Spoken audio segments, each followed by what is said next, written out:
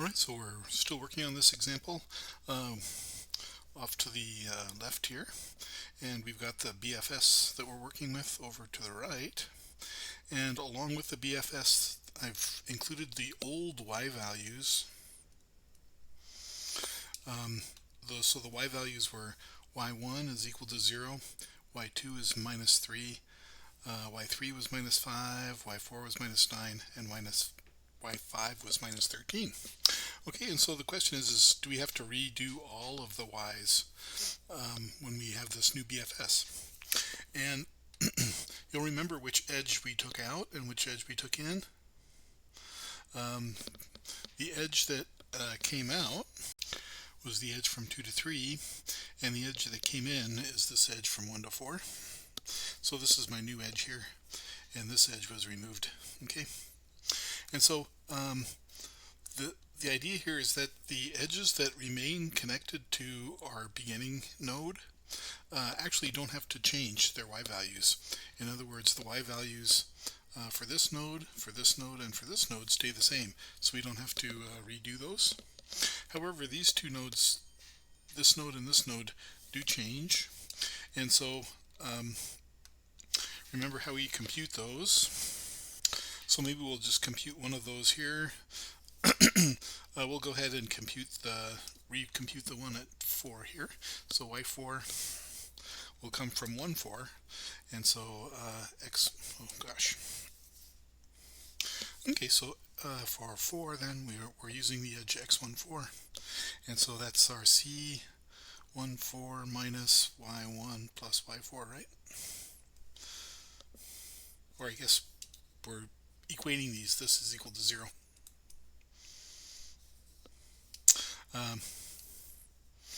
Okay, so in this case, I usually write this differently, don't I? We put an equal sign there and a minus sign there. However you want to write it. I've taken a little break since the other video, so C14 is 4, y1 was 0, and y4 is our unknown, so therefore y4 is minus 4. Okay, minus 4. And so it's interesting to notice that in this case this minus 4 is 5 more than minus 9, and so for this y, it turns out that this one also increases by 5 to be 0, and you can double check that just by computing the edge from x34, right? So the cost, I guess it's 4.3.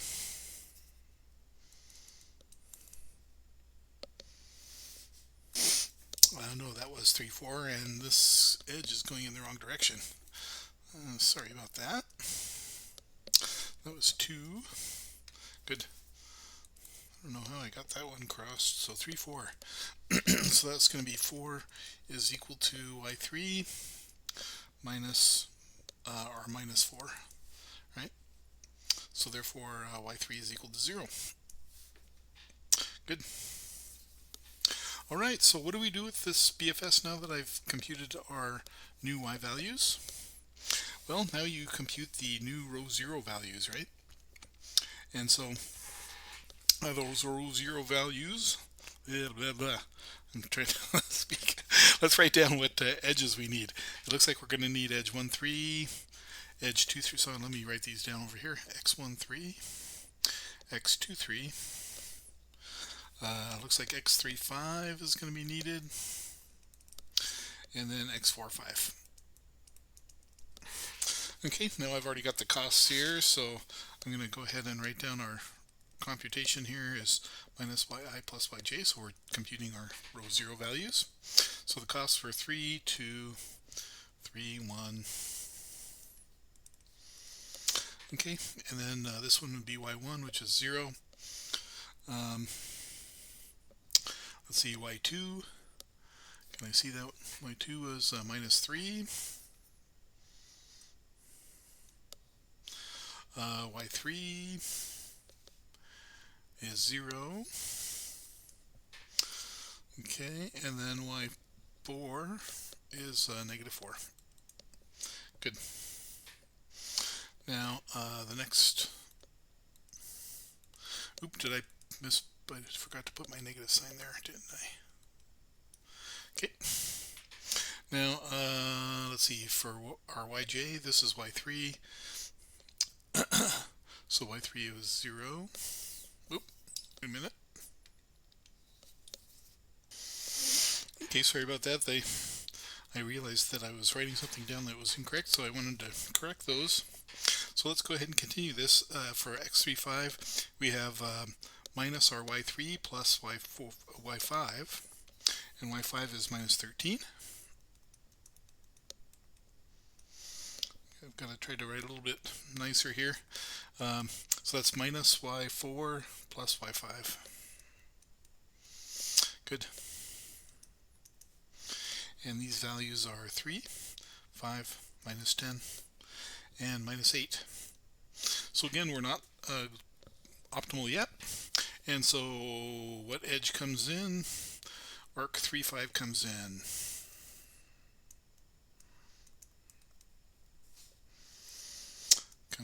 Good. Okay, so where was 3, 5? 3, 5 is here. Let's draw that in green. So 3, 5 is coming in. So do you see the cycle? The cycle is the entire thing, isn't it? And so we're going to be moving in this direction, right? And so we're going to be adding theta here. So we'll be subtracting theta here, subtracting theta here, subtracting theta here. Oops, that'll be adding theta, isn't it? And then for this one, we're moving across that, so that's minus theta. Good. Let me double check that. That's against, that's with, against. And so we're going to be, it looks like theta is going to be equal to 2, doesn't it? Good. So let's rewrite this. We'll go ahead and write down our new BFS. Alright, so now we can redo our y values if we need to. And remember that shorthand we talked about last time? If it was connected to our 0 value here, then we don't have to redo it. And so the 2 is still connected, so that's going to stay the same. That was minus 3 last time. 5 was minus 13 last time. y3 is going to be different, but y4 is still connected. That was minus 4. Good. So now we just have to compute the one for y3. So we'll make that computation up here. So that's going to be the edge x35, right? So our cost C35 should be y3 minus y5, right? And so C35 was, the cost for 3.5 was 3. Y3s are unknown. Y5 is minus 13. Good, so it looks like that's going to be plus 13. Bringing it over to the other side, we get y3 is minus 10. Good. So we get a minus 10 y value there. Excellent. Now what do? That's right. We compute the values, the row 0 values on the other nodes.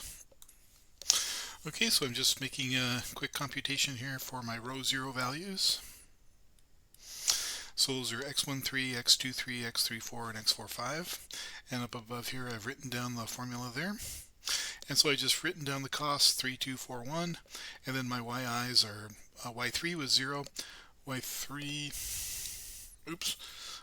was 0, y2 is negative 3, y3 is negative 10, and y4 is negative 4. Good. And then the last column here of numbers, y3, let's see, is negative 10. Y3 is negative 10. Y4 is negative 4.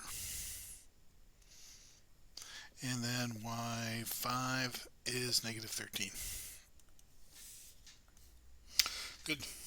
And so we see that we do not have an optimal solution yet.